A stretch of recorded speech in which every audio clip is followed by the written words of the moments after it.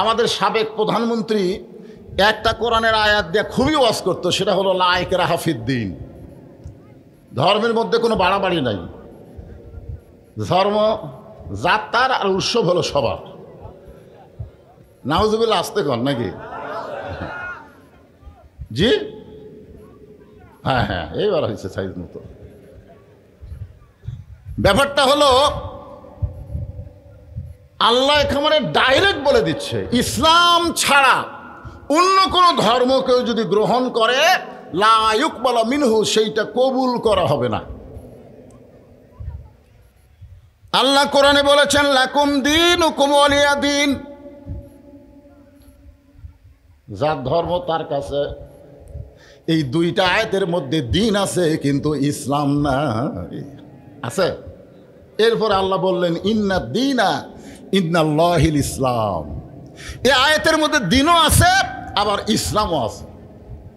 এরপর আল্লাহ যখন বললেন অমাইয়াবতাগি গয়রাল ইসলাম আর দীনান, মানে ইসলাম ছাড়া কোনো ধর্মই নাই। সুবহানাল্লাহ বলেন।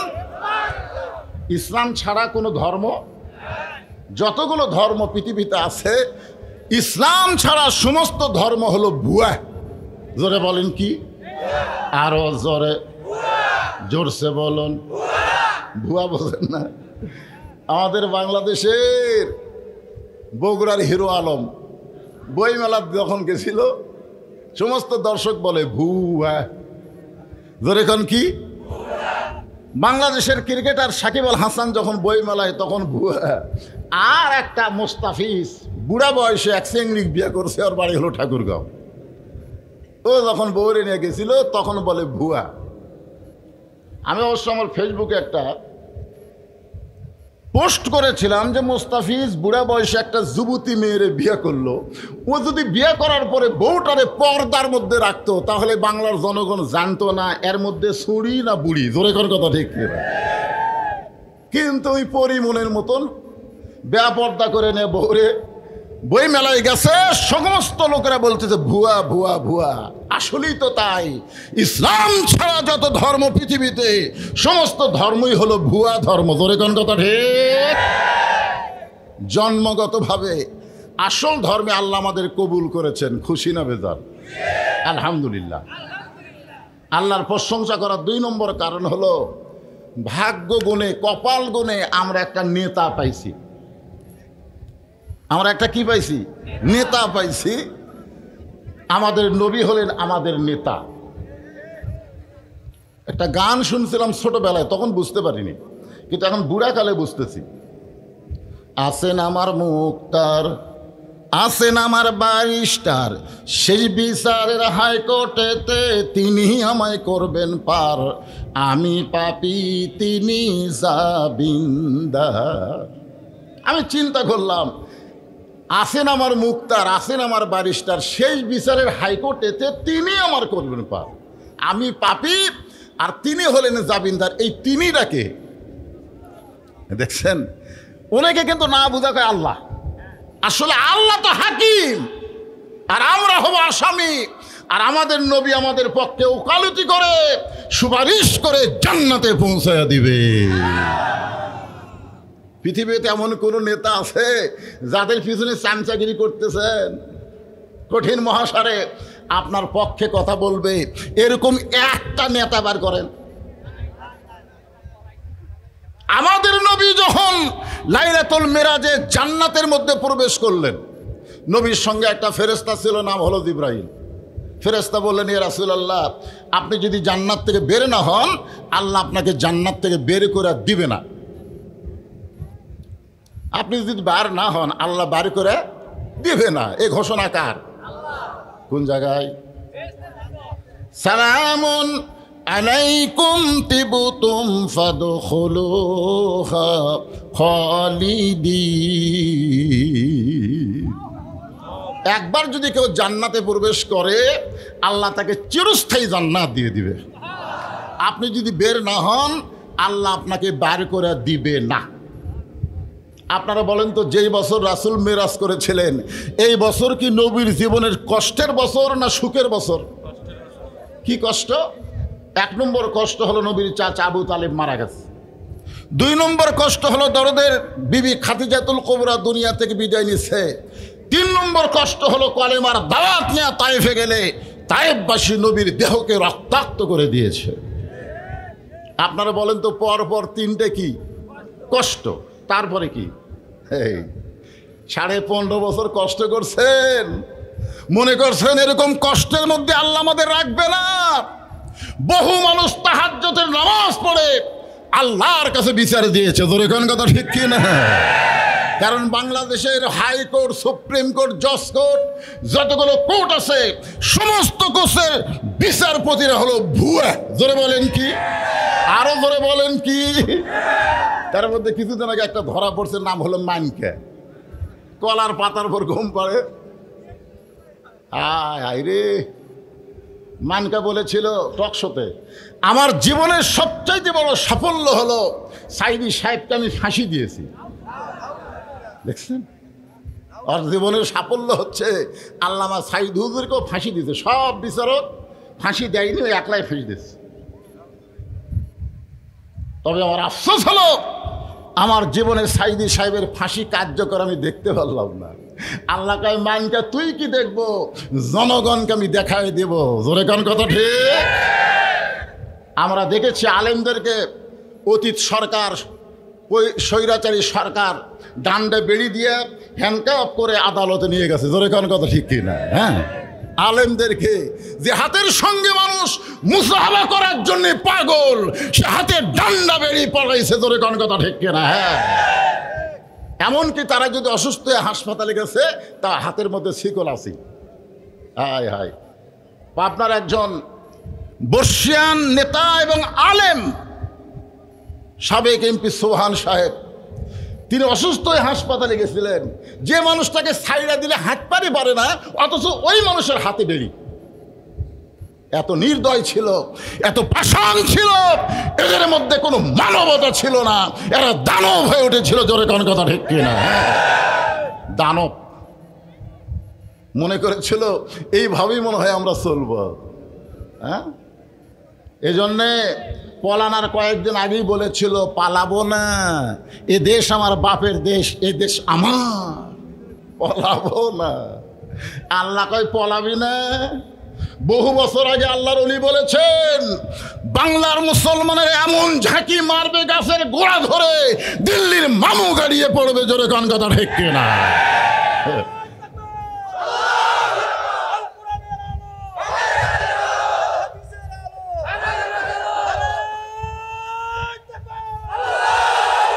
সংসদে জালো, আমরা আগামীতে 300 জন ভালো মানুষকে সংসদে পাঠাবো। ঠিক আছে? চোর, ডাকাত, বাটপার, লুচ্চা, হাইজাকার, এমনকি মমতাজের মতন অশ্লীল গায়িকা পর্যন্ত সংসদে এমপি হয়েছিল। জোরে কোন কথা ঠিক কিনা? সারা জীবন কোরআন পড়ে না, হাদিস পড়ে না, আবার সিয়াসাত্তা কয়। হ্যাঁ, কি এই বছর আবার হয়েছিল কি? আয় হায়, নায়ক টায়ক যা আছে সবগুলো এমপি। এই লুচ্চা জালেম লুটেরাজদেরকে আর আগামী সংসদে আমরা দেখতে চাই না। ভালো মানুষ আছে না নাই? জোরে কোন আছে না নাই? আমরা ভালো মানুষকে আবার পাঠাবো ইনশাআল্লাহ। কারণ আমাদের দেখা শেষ না। আমরা স্বাধীনতার পরে বাপের শাসন দেখেছি, এরপরে ভাইয়ের শাসন দেখেছি, এরপরে চাচার শাসন দেখেছি, এরপরে আমরা দেখলাম ভাবির শাসন, তারপরে আবার দেখলাম বাপের মেয়ের শাসন, তারপরে ভাবি, তারপরে ভোট পাক আর না পাক মেয়ে জোর করে শাসন করেছে। 54 বছর আমাদের দেখা শেষ।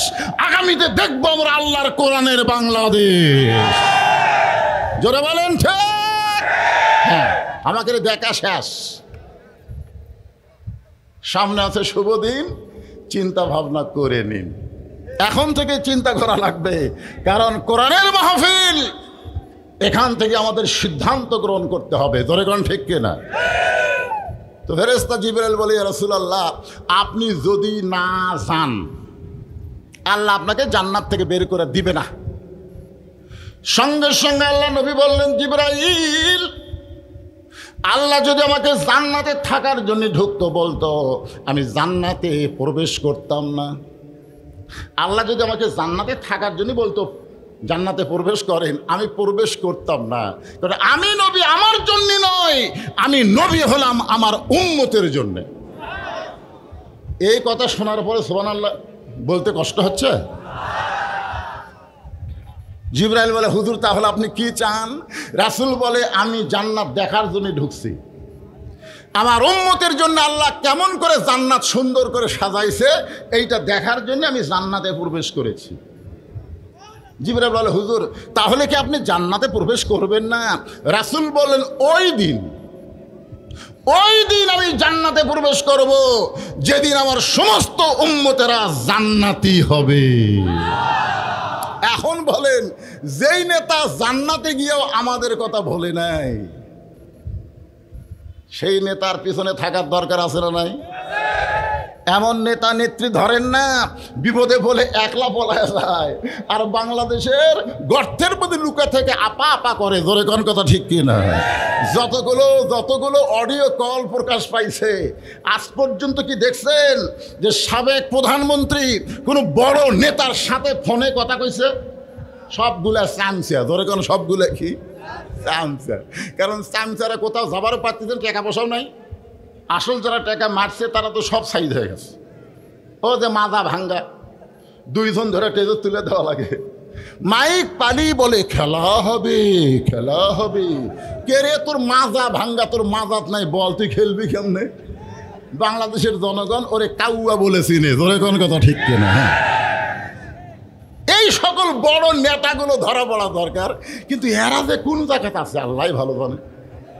এই সুচকা ফিসকা চামচিকা বাদুর এরা মোবাইল কল ফাঁস করে দেয়।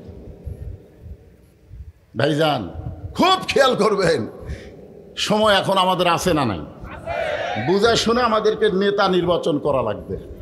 আল্লাহ কোরআনে বলেন, লাকাদ কানা লাকুম ফি রাসূলিল্লাহি উসওয়াতুন হাসানাত। ভাগ্য গুণে এমন একজন নবীর উম্মত হওয়ার কারণে আমরা সকলেই জবান খুলে বলবো আলহামদুলিল্লাহ। আল্লাহর প্রশংসা করার 3 নম্বর কারণ এই যেই কোরআনের তাফসীর শুনতে আপনারা এসেছেন, এই কোরআন আল্লাহ আমাদেরকে কি স্বরূপ দান করেছেন? কি স্বরূপ? না স্বরূপ।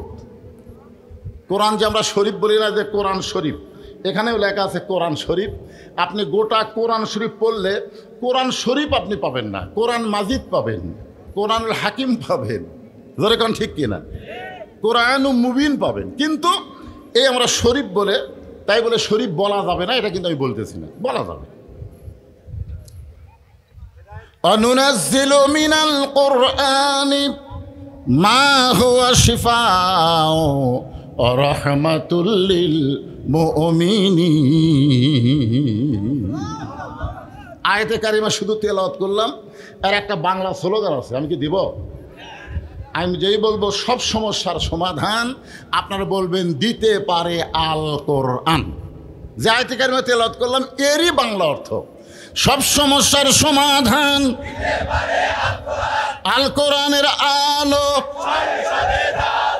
সংসদে জালো, কোরআন হাদিস যেখানে, লিল্লাহে তাকবীর। এখন আসেন, আমি সেই পবিত্র কালামুল্লাহ শরীফ থেকে একটা আয়াতে কারিমা আপনাদের সামনে তেলাওয়াত করেছি। আমাদের বগুড়া জেলায় কোনো মানুষ যখন মারা যায়, এই মরার খবর শুনে সকলে বলে ইন্না লিল্লাহি ওয়া ইন্না ইলাইহি রাজিউন। আপনাদের গায়েবান্ধার খবর কি? একই খবর। কে মরলে? না, মানুষ মরলে না। কিছুদিন আগে একজন মেয়ে মানুষ মারা গেল, নাম হলো বেগম মতিয়া চৌধুরী। নাম শুনছেন আপনারা? হ্যাঁ, উনি মারা যাওয়ার পরে আমি ফেসবুকে দেখলাম কমেন্টের মধ্যে 116 জন কমেন্ট করছে। কতজন? 116 জন কমেন্ট করছে। তার মধ্যে একটাও ইন্না লিল্লাহ নাই, সব হচ্ছে আলহামদুলিল্লাহ। তাহলে বোঝা গেল বাংলাদেশে এমন কিছু দল আছে যেই দলের মানুষ বললে মানুষ খুশি হয়ে আল্লাহর শুকর আদায় করে। জোরে কোন কথা ঠিক? আমরা কি তেমন মানুষ হব না? আল্লাহর কোরআন বলতেছেন, যখন আসাবাতুহুম মুসিবা, তোমাদের উপরে বিপদ আপদ মুসিবত আসবে, ক্বালু, তখন তোমরা বলবে ইন্না লিল্লাহি ওয়া ইন্না ইলাইহি রাজিউন। এই আয়াতকে আমি বাছা নেওয়ার কারণ হলো, এখানে উল্লেখ করা হয়েছে কেন্দ্রীয় কবরস্থান। তার মানে বোঝা গেল দুনিয়ার কোনো বাড়ির জন্য আজকের মাহফিল হচ্ছে না। আজকের মাহফিল হচ্ছে মরে গেলে আমরা কোথায় যাব সে গোরস্থানকে নিয়ে। ঠিক কিনা বলেন? কথা বলেন। হ্যাঁ, কিন্তু যেদিন ডাক পড়িবে কবর মাঝে যাইতে, জোগাড় কিছু করছো বন্ধু তার মাঝে বিছাইতে। এই যুবকেরা, এই মশান মারতেছ, এখানে কোনোদিনও বলা হয়নি যে বুড়া হলে ডাক পড়িবে কবর মাঝে যাইতে, তা বলা হয়নি। বলা হয়েছে কিন্তু যেদিন, যেদিন, কোন দিন, কোন সময়, এইটা বলা হয় নাই। আমরা বিশ্বাস করব যে কোনো সময় ডাক পড়তে পারে। জোরে কোন ঠিক না? কি নিয়ে যাবেন কবরে? এক মনোযোগ দিয়ে কথাটা শোনেন, যাওয়া লাগবে না। রাসূল বলেছেন সর্বশেষে যেই ব্যক্তি কবরে যাবে, দুনিয়ার জীবনে তাকে 50,000 বছর কবরে থাকতে হবে। কত বছর? 50,000। তাহলে যেই বিল্ডিং বাড়িতে আপনি থাকতে পারবেন না, সেই বাড়ির প্রতি এত মায়া, আর যেখানে কমপক্ষে 50,000 বছর থাকা লাগবে, সেই কবরের কোনো খবর আমাদের কাছে আছে? আজকে খবর দিব, নেবেন আল্লাহর কোরআন দিয়ে। এই জন্যে সবাইকে একটু মনোযোগ দিয়ে কথা শুনতে হবে। আল্লাহ বলেছেন, ইয়া আইয়ুহাল্লাযীনা আমানু তাকুল্লাহা হাক্কা তুকাতিহি ওয়া লা তামুতুন্না ইল্লা ওয়া আনতুম মুসলিমুন। এই আয়াতে আল্লাহ কি বলতেছেন? যারা আমাকে বিশ্বাস স্থাপন করেছো, একমাত্র ভয় করতে হবে কার? আমরা 15.5 বছর কার ভয় করছি? আমার এলাকার ইমাম সাহেব ভয়ের ঠেলায় দোয়ার মধ্যে বলেছে রব্বানা আতিনা ফিদ দুনিয়া হাসিনা। হাসানার জায়গায় ভয়ের ঠেলায় হাসিনা করছে। এতই ভয় ছিল ভাই। হ্যাঁ, হাসিনা রে, উপায় নাই রে, উপায় নাই রে মানুষ, উপায় নাই। আল্লাহ ছাড়া কাউকে ভয় করিলে ঈমান রাখার উপায় নেই। আল্লাহ বলতেছেন, আমার উপর যারা বিশ্বাস স্থাপন করেছো, তোমাদের 1 নম্বর আমল হচ্ছে আত্তাকুল্লাহ, ভয় করতে হবে কার? আরো জোরে বলেন। কিন্তু আমরা বক্তারাও পর্যন্ত দেখে শোনা ওয়াজ করছি। আগে স্টেজে এসে আমরা দেখি, মানে স্টেজে বসে আছে কারা? মাইক কাটা নেওয়ার লোক নাকি? আমি আমার সামনে থেকে বহুদিন মাইক কাটে দিয়েছে, হুজুর এই ওয়াজ আমরা শুনবো না। ওরে বাবা রে! তা আগে এসে দেখি যে স্বৈরাচারের কোনো ক্যাডার আছে কিনা। তারপরে আমরা দেখি পুলিশের গাড়ি, র্যাবের গাড়ি আছে কিনা। এইগুলা দেখি, যদি পুলিশের গাড়ি থাকে, র্যাবের গাড়ি থাকে, ক্যাডারেরা যদি মঞ্চে থাকে, তখন আমরা তেল আওয়াজ করে বাড়ির যাই। ইমান বলতেছে, মৌলানা পুলিশ তোমাকে ধরবে, এই জন্য তুমি তেল আওয়াজ করে বাড়ির যাও। গোবিন্দগঞ্জ পার হওয়ার পারবা না, আজরাইল তোমাকে গ্রেফতার করবে। জোরে কোন কথা ঠিক কিনা? আপনার বলেন তো, কার ধরার গুরুত্ব বেশি, পুলিশ ধরা না আজরাইল ধরা? তাহলে কবরে যাওয়ার আগে আমাদেরকে ধরবে কে? কার হুকুমে? আল্লাহর হুকুমে। হ্যাঁ, এটা খেয়াল রাখবেন। এখন অন্ধকার কবরে আমরা এমনি এমনি যাব না। আল্লাহ বলতেছেন 2টা আমল করা লাগবে। একটা হচ্ছে আল্লাহর ভয়, আর একটা হলো হাক্কা তুকাতিহি, সেই ভয়টা হলো নিয়ম মতো সবসময়। আজান দিছে, আল্লাহর ভয় নামাজ পড়তে গেছে, আসরের নামাজ শেষ করে জমির ধান দেখবার গেছে বিকালবেলায়। ধান দেখবার গিয়ে দেখে উপরে জমিতে পানি চলমল করতেছে, নিচে আর জমিতে এক ফোঁটাও পানি নেই। উপরে খালি পানি চলমল করে, নিচে পানি নেই। তখন চারিদিকে তাকায়, কেউ নেই। আস্তে করে বসে জমির আল কাটা দিস, ওই পানি দিয়ে হাত ধোছে, ধোয়ার পরে আবার দাঁড়ায় চারিদিকে তাকায় বলে আলহামদুলিল্লাহ, কেউ দেখেনি। আপনারা বলেন সত্যি করে কেউ দেখেনি? কে দেখছে? তাহলে দরজা জানলা বন্ধ করে তারা ভোট দিল। একজনের ভোট 100 জনের একলাই দিল। জোরে কোন কথা ঠিক কথা বলেন না কে? আপনারা বলেন তো, কেউ যদি একা 2 ভোট দেয়, ওর বাপ কয়টা? এক মুরব্বী আইসে ভোট দেওয়ার জন্যে, ছেলেরা বলতেছে দাদা কষ্ট করে আইসেন কেন? আপনার ভোট তো আমি দিছি। দাদা মন খারাপ করে যাচ্ছে, বলে দাদা যাচ্ছেন যান, দাদিক যেন না পাঠান, কারণ দাদির ভোটও দেওয়া হচ্ছে। কিন্তু তোর দাদিরা 4 বছর আগে মরছে, এখন মরা মানুষেরও ভোট হচ্ছে, মরা মানুষেরও ভোট হয়। আপনারা বলেন, এই যে দরজা জানলা বন্ধ করে 150টা করে যারা সিল মারলো, কে দেখলো? আর 2 কান্দর দুটো বসে আছে কে? তোমার 2 কান্দে 2 মোহরি লিখিতেছেন ডায়েরি, দলিল দেখে রায় দিবে, টাকা পয়সার নাই কারবার। কেরামান পড়েন, কেরামান কাতিবিনা ইয়ালামুনা মা তাফআলু। এখন আসেন ভাই, তাহলে আপনাদের গাইবান্ধাতে কোনো মুসলমান মারা গেলে সবাই কি বলে? ইন্না লিল্লাহি ওয়া ইন্না ইলাইহি রাজিউন। আচ্ছা, এখানে যারা একটু আলেম আছে, যারা মোটামুটি কোরআনের অর্থ বোঝে, তারা চিন্তাত পড়ে গেছে। কিন্তু আল্লাহ কি বলতেছে? যখন বিপদ আপদ মুসিবত আসবে তখন বলা লাগবে ইন্না লিল্লাহ। তাহলে মানুষ মরলে আমরা ইন্না লিল্লাহ কেন পড়ি? চিন্তা করার দরকার আছে না নাই? আমি বহু আলেমকে বলছি, বহু আলেম, যে ভাই মুসলমান মারা গেলে আমরা ইন্না লিল্লাহি ওয়া ইন্না ইলাইহি রাজিউন কেন পড়ি? কয় হুজুর এই বুড়া বয়সে আবার আপনার এটা জানবার মন চাই, আগে থেকে হয়ে আসতেছে, এখনো হচ্ছে, অসুবিধা কি? আমি বললাম কোরআনে আয়াতের সাথে এই পড়ার তো মিল পাওয়া যায় না, কারণ বিপদ আপদ মুসিবত আসলে আল্লাহ বলেছেন ইন্না লিল্লাহ পড়ো। কে বলতে বলেছেন? আল্লাহ বলেছেন কওলু মানে বলো, ফরজ। আপনারা বলেন তো, বর্তমান সাদুল্লাপুরের বাংলাদেশের একটা অংশ হলো সাদুল্লাপুর। এই সাদুল্লাপুরের সবচাইতে বড় বিপদের নাম কি? আপনাদের এলাকায় সবচাইতে বড় বিপদ কি জানেন না? ওহো, তাহলে তো বিপদ। এই যুবকেরা তোমরা বলো, এই সাদুল্লাপুরে বর্তমানে অনেক বিপদ আছে, তার মধ্যে সবচাইতে বড় বিপদ কোনটা? আজরাইল। কেউ কয় আজরাইল, কেউ কয় মোবাইল।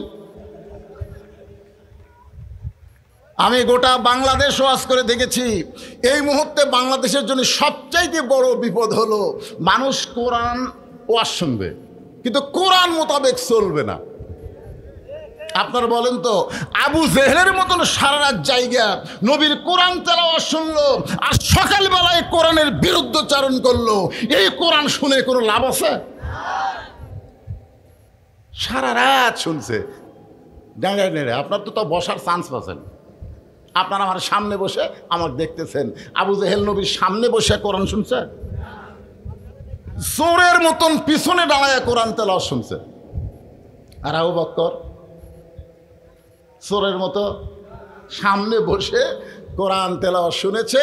রাসূল বলেছেন সামিনা ওয়া তাআনা, কোরআনের আয়াত, সামিনা ওয়া তাআনা শুনতে হবে আমল করার নিয়তে। এখন সবচেয়ে বড় বিপদ হলো কোন বক্তা কোন ঢঙ্গে ওয়াজ করে, কোন বক্তার ওয়াজ মানুষ কেমন শোনে, এইটা নিয়ে চর্চা হয়, কিন্তু আল্লাহর কোরআন কিভাবে চলতে বলতেছে এই চর্চা বাংলাদেশের মুসলমানের নাই। ধরে এখন কথা ঠিক? হ্যাঁ, জাবিয়াল বলবে এখানে তো বহু বক্তাইছে, এ বলতো এই বছরের মধ্যে কার ওয়াজ সারছে, এইটা গল্প হবে। ভাইজান, এটা হলো সবচাইতে বড় বিপদ। কোরআন শুনবে কিন্তু কোরআন আন্দোলন আনবে না, কোরআনের দল করবে না, কোরআনকে বাস্তব জীবনে আমল করবে না, এটাই হলো সবচাইতে বড় বিপদ। জোরে কোন কথা ঠিক কিনা? আপনারা বলেন এই কোরআনটা আসলে কি? এটা ওয়াজ শোনার ভিতর দিয়ে জানা যাবে না, কোরআনকে বুঝতে গেলে কোরআনকে গ্রহণ করা লাগবে। জোরে কোন ঠিক? হ্যাঁ, আল্লাহর কোরআনকে যখন কেউ গ্রহণ করবে তখন তার চরিত্রটা কেমন হবে এইটা বোঝানোর জন্য আমি আপনাদের বলতেছি, কোরআনের শাসক বাংলাদেশের মতন ৯৬টা দেশের খলিফা, নাম হলো হযরত উমর। নাম কি? নিজেরা আইন দিয়ে রাষ্ট্র চলায় না, আইন চলতেছে কার? সবসময় বিশ্বাস করে তাবারাকাল্লাযী বিয়াদিহিল মুলক, গোটা পৃথিবীর রাজত্ব কর্তৃত্ব মালিকানা একমাত্র তার হাতে। ওয়া হুয়া আলা কুল্লি শাইইন কদির, একমাত্র সমস্ত ক্ষমতার মালিককে। আর আমাদের বাংলাদেশে ১৫.৫ বছর আওয়ামী লীগ ক্ষমতাতে ছিল রে, এখন সামনে কে যাবি? কার হাতে ক্ষমতা? একদল বলতেছে বিএনপি যাবি রে, আওয়ামী লীগ যদি না দাঁড়ায় বিএনপি যাবি রে, বিএনপির হাতে ক্ষমতা যাবে। আসলে ক্ষমতা কার হাতে? জোরে বলেন। কেউ যদি কোনো সময় বলে আওয়ামী লীগ ক্ষমতায় আছে, বিএনপি ক্ষমতায় আছে, অমুক দল ক্ষমতায় আছে, বলা মাত্র সে মুশরিক হয়ে যাবে। ক্ষমতার মধ্যে কোনো ভাগাভাগি চলবে না, একমাত্র ক্ষমতা আমার আল্লাহর। জোরে বলেন কথা ঠিক কিনা? ক্ষমতা যদি আওয়ামী লীগের হাতে থাকে তে পলালো কেন? কথা বলেন, পলালো কেন? তোমরা জানো না, আল্লাহ বহু আগেই বলে দিয়েছে। কি বলেছেন? তুযিল্লু মান তাশা ওয়া তুইজ্জু মান তাশা ওয়া তুযিল্লু মান তাশা বিয়াদিকাল খায়র ইন্নাকা আলা কুল্লি শাইইন কাদির। সম্মান দেওয়ার মালিককে, সম্মান দিয়া চেয়ারে বসানোর মালিককে, আবার অপমান করার মালিককে, ঘাড় ধরে নামানোর মালিককে, ভালো মন্দর মালিককে, সমস্ত ক্ষমতার মালিককে। তাহলে তুমি কোন আক্কেলে কইলে ৪২ সাল ৪১ সাল পর্যন্ত কোন আক্কেলে কইলে? তুমি ৪ তারিখই জানো না ৫ তারিখ তোমার কি ঘটবে। জোরে কোন কথা ঠিক? আরে আফসোস, সময় চাইছিল, সময় চাইছিল ২টা ঘন্টা আমার ৪৫ মিনিট দেওয়া হলো, নিজে ভাত তাক করছে ১২ আইটেম দিয়ে, সেটা খাওয়া পর্যন্ত হলো না, মামু বাড়ি গিয়ে খাওয়া লাগলো। জোরে কোন কথা ঠিক?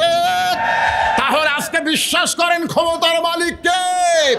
আওয়ামী লীগের কোনো ক্ষমতা নাই, বিএনপির কোনো ক্ষমতা নাই, ইসলামী দলের কোনো ক্ষমতা নাই, সমস্ত ক্ষমতা একমাত্র কার? এটা বিশ্বাস করা লাগবে। বাদান ৪ সালে গল্প করবেন, সামনে কে ক্ষমতা আসতেছে, সামনে কে ক্ষমতা আসতেছে। কি মন খারাপ করতেছেন? ইন্না লিল্লাহর উপর তাফসীর হবে, মরে গেলে কবর দিয়ে ও গোরস্থান বানাছে, গোরস্থান। এটা হবে ২০১৮ সালে সাপাহারে এক হিন্দু মুসলমান হলো আমার হাতে, আমাকে বলে হুজুর কলমা পড়ে দেন, মুসলমান হব। মুসলমান হওয়ার পরে আমি হিন্দুটাকে বললাম, বাজান তুমি মুসলমান হলে কি দেখে? হিন্দু বলতে যে হুজুর আমার বাপ মাও দেখে। তোমার বাপ মাকে দেখে তুমি মুসলমান হলে? আমার বাপ মা মারা গেলে আগুন দিয়ে পোড়া হয়েছে হুজুর। আমার বাবাকে কাঠের খড়ির উপর যখন রাখা হলো, বাবার পা পিছন দিকে ছিল, সেই পা টেনে নিয়ে এসে ভাঙলো। পাও যখন সোজা হয় না তখন পাও ভেঙে ফেলে দিয়ে তার উপর মোটা মোটা কাঠ দিয়ে আগুন ধরানো হলো। আমি একজন হিন্দু, আমার বাবা মরার পরেও তাকে আগুন দিয়ে পুড়ে শাস্তি দিয়ে দুনিয়া থেকে ভূষিত করা হলো। আমি একজন মুসলমানের মরা দেখেছি, মরার পরে তাকে কত যত্ন করে গোসল করায়া, তাকে কাপড়ের কাপড় পরায়া, তার জানাজা করে যখন গোরস্থানে দাফন করা হয়, এই দৃশ্য দেখার সঙ্গে সঙ্গে আমি বললাম একমাত্র জাত হলো মুসলমান জাত। জোরে কোন কথা ঠিক কিনা? আমি হিন্দু ধর্মকে আমার অন্তর থেকে বের করে দিয়ে আমি মুসলমান হলাম। দেখছেন, আর কিছুই দেখেনি, খালি মুসলমানের গোরস্থানে দাফন করা দেখে ওই মুসলমান হয়ে গেছে। বুঝতে পারতেছেন না আপনি কোন জাত?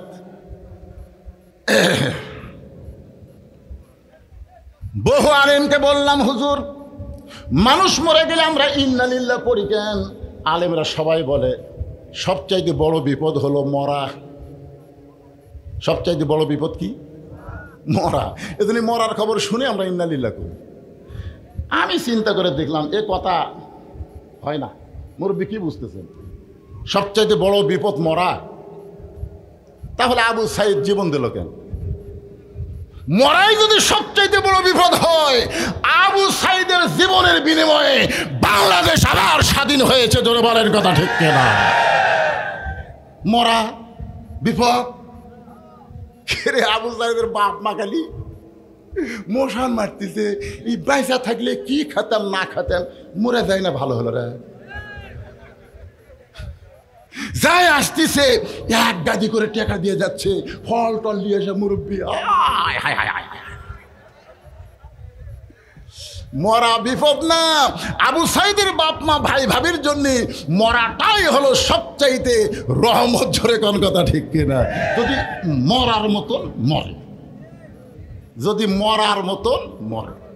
আমি একটা দৃষ্টান্ত দিই, তাহলে বুঝতে পারবেন। আল্লাহর একজন মস্ত বড় পয়গম্বর, নাম হলো মুসা কালিমুল্লাহ। জোরেকার নাম কি? তিনি একদিন তুর পর্বতের কিনারায় গিয়ে দাঁড়ায় আছে। আল্লাহ বলে, মুসা তোমার খবর কি? মুসা বলতেছে আলহামদুলিল্লাহ। আল্লাহ কয়, মুসা কি জন্য দাঁড়িয়ে আছো পাহাড়ের কিনারায়? বলে, আপনাকে একটা প্রশ্ন করব, তার উত্তর শোনার জন্যে। তা আল্লাহ বলে, মুসা কি প্রশ্ন? মুসা বলতেছে, আল্লাহ আমার যা আছে তোমার তা নেই। আল্লাহ কয়, মুসা ঠিক হইলি? আমার যা আছে তোমার তা নাই। আল্লাহ বলে, মুসা এমন কথা বলা ঠিক না, আল্লাহর সাথে কারো তুলনা চলে। মুসা বলতেছে, আল্লাহ ভালো করে শোনো তো আগে, আমার যা আছে তোমার তা নাই, সেটা কি জানো? আল্লাহ বলে, সেটা কি? মুসা বলতেছে, আল্লাহ আমার মৃত্যু আছে কিন্তু আপনার মৃত্যু নেই। আল্লাহ কয়, ঠিকই তো তাই রে। মুসা বলতেছে, আল্লাহ যতই মশান মারো তুমি মারতে পারবা কিন্তু মরতে পারবা না। মরার যে কি মজা সেটা আমি পাবো কিন্তু তুমি পাবা না। মরার যে কি মজা, কুল্লু নাফসিন জায়কাতুল মাউত। জায়কাত শব্দের অর্থ হলো স্বাদ, মজা।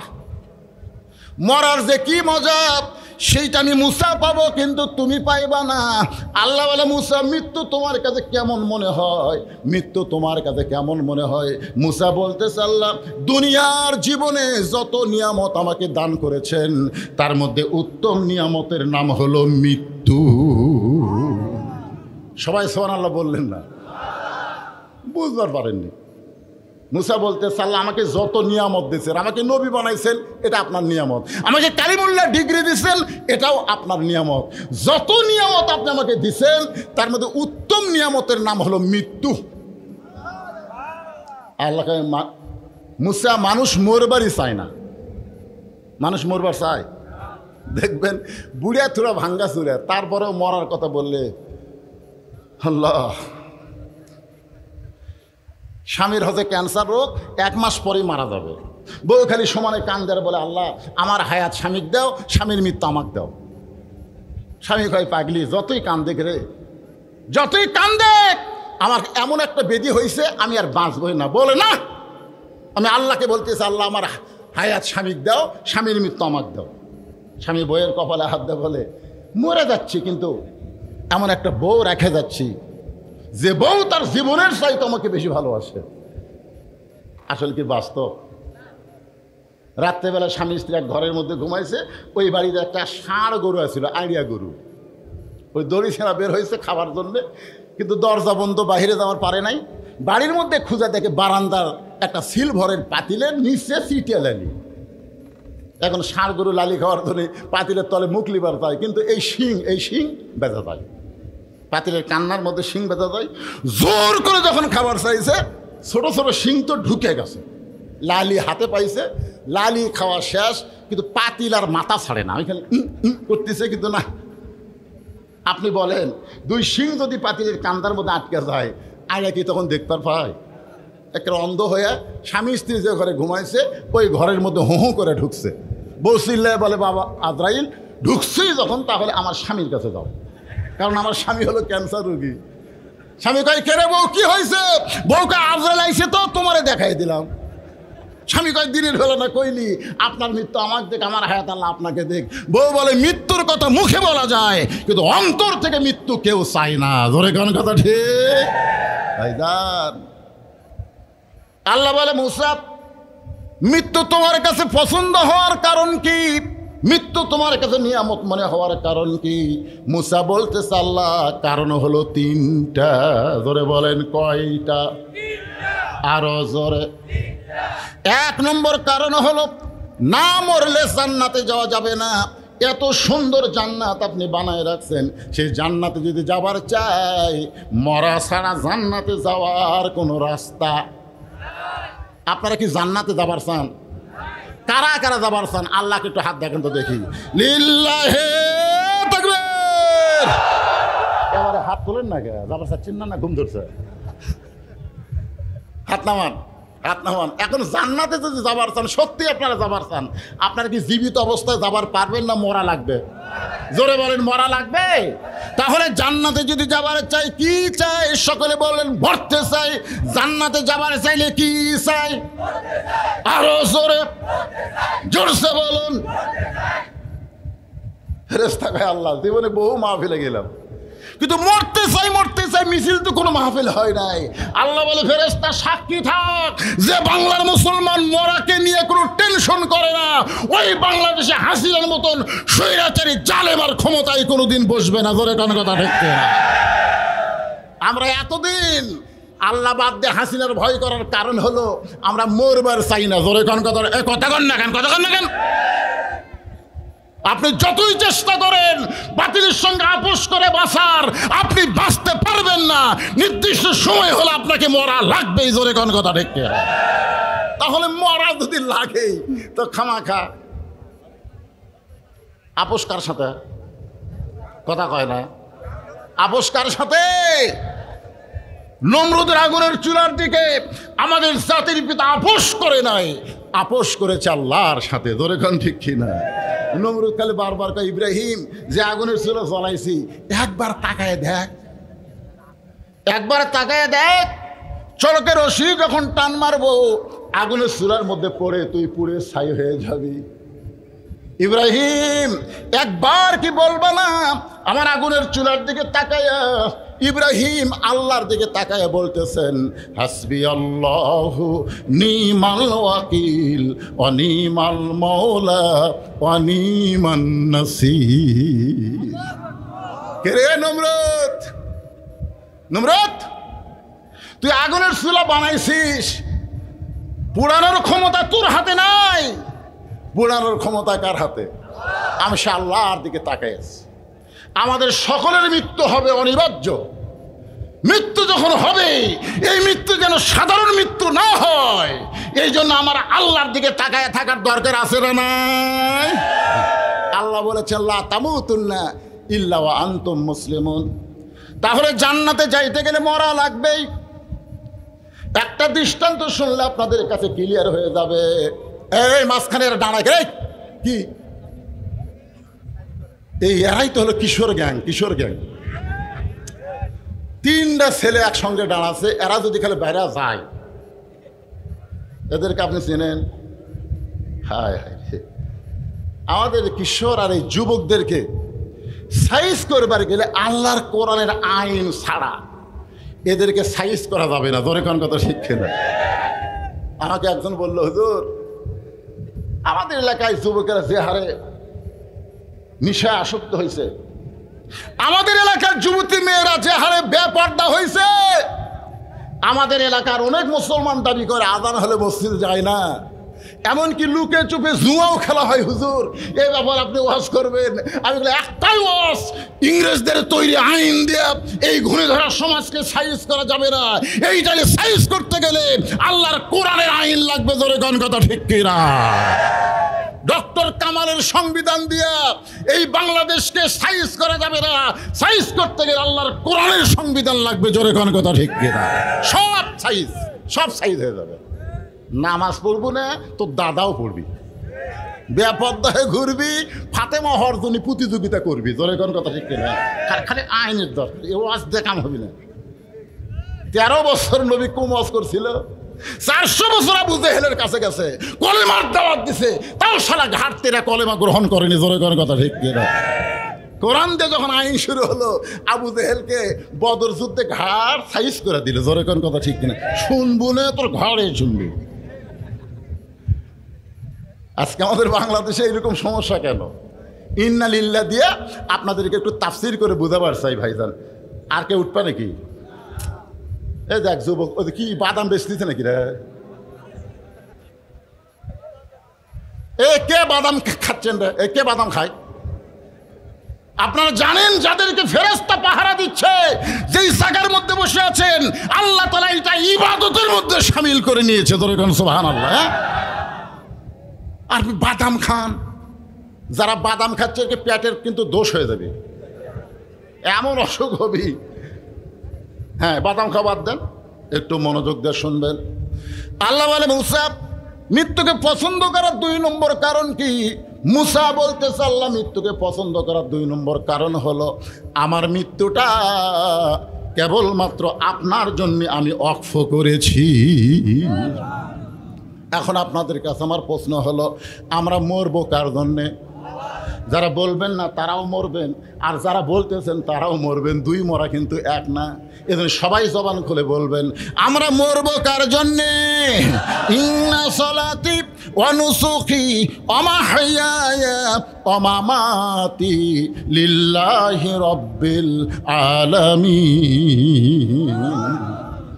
আল্লাহর জন্য যদি মরেন, সে মরাটা কেমন?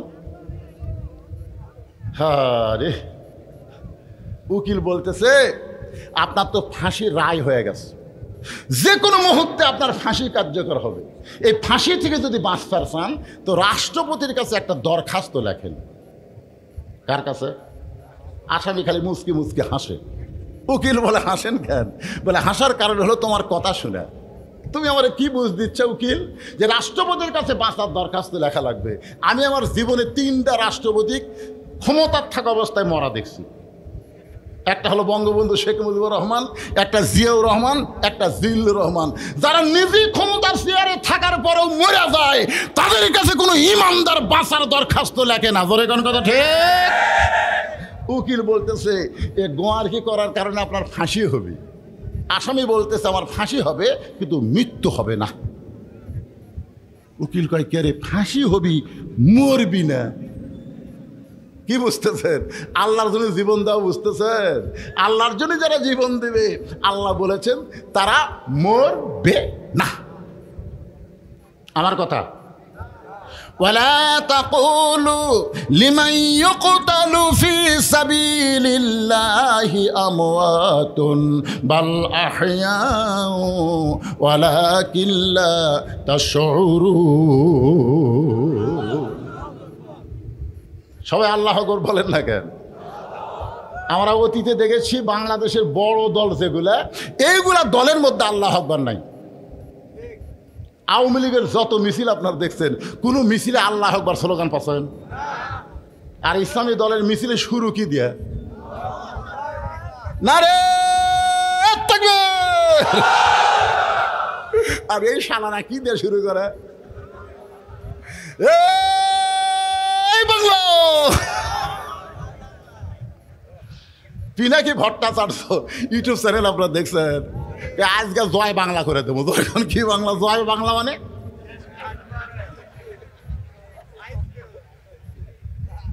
আপনারা বলেন তো, আওয়ামী লীগের মিছিলে কেউ যদি ভুল করে আল্লাহ আকবার বলে, ওকে মিছিলের মধ্যে রাখবি না হাত ধরে বার করে দিবে? এইটা আমাকে দলের স্লোগান লয়। তুই কোথায় পাইলি? বিএনপির মধ্যে আল্লাহ আকবার নাই। আপনারা এখানে যারা বসে আছেন, আপনারা আওয়ামী লীগ করেন, বিএনপি করেন, এই জন্য আল্লাহ আকবার বলতে আপনাকে সমস্যা হচ্ছে। আল্লাহর কোরআনের তেলাওয়াত শুনলে ঈমান বাড়ে না কমে? প্রমাণ কি? আল্লাহর কোরআন। ওয়াইজা তুলিয়াত আলাইহিম আয়াতুহু জাদাতুহুম ঈমানাও ওয়া আলা রাব্বিহিম ইয়াতাওয়াক্কালুন।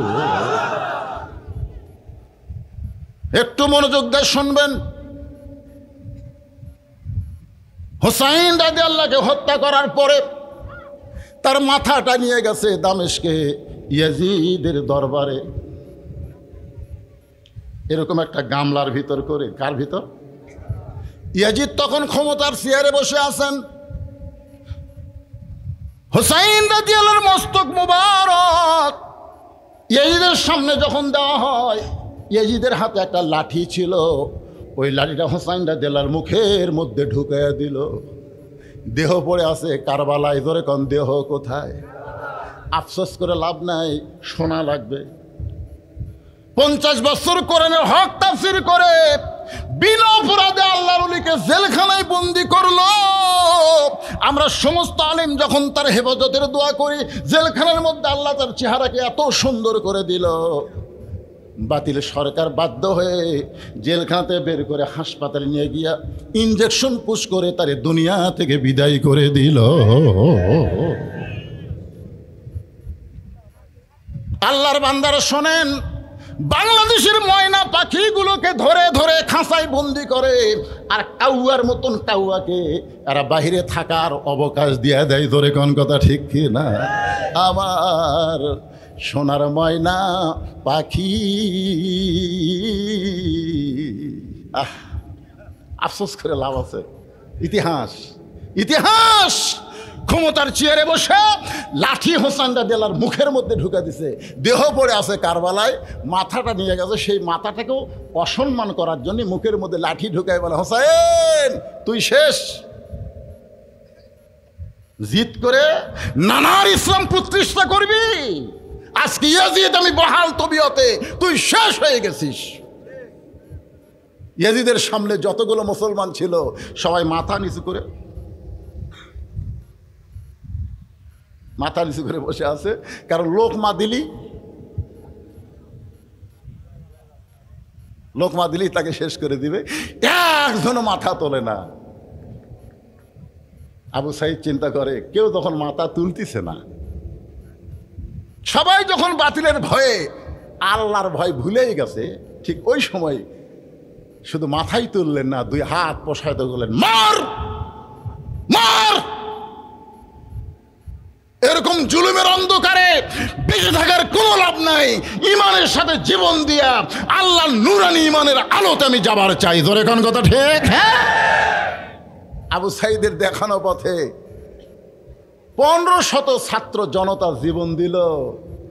এত বছর আমাদের এত দল ছিলাম, স্বৈরাচারের কিছুই করতে পারি নাই। আল্লাহ কয় রক্ত বলেছে জমিনে, অস্ত্রের ভয় দেখেও আমার ইমানদারেরা আর লড়বে না।